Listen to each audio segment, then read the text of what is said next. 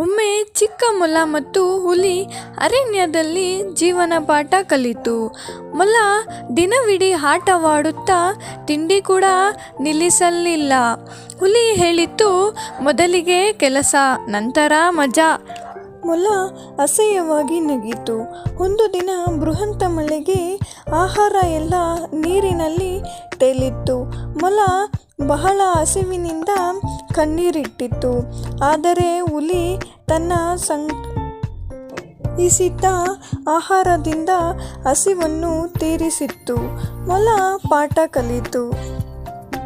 ಮೊಲ ಹೆಚ್ಚಾಗಿ ಸಮಯ ಪಾಲನೆ ಮಾಡಿ ತನ್ನ ದಿನವನ್ನು ಸರಿಯಾಗಿ ಯೋಚಿಸಿತ್ತು. ಮುದ್ದು ಪ್ರಾಣಿ ಸಮಯವೇ ಶ್ರೀಮಂತಿಕೆ ಎಂದು ಹುಲಿ ನಗಿತು. ಈ ಕಥೆಯ ಮೂಲ ಏನೆಂದರೆ, ಶ್ರದ್ಧೆಯಿಂದ ಕೆಲಸ ಮಾಡಿದರೆ ಜೀವನ ಸದಾ ಸುಂದರವಾಗಿರುತ್ತದೆ.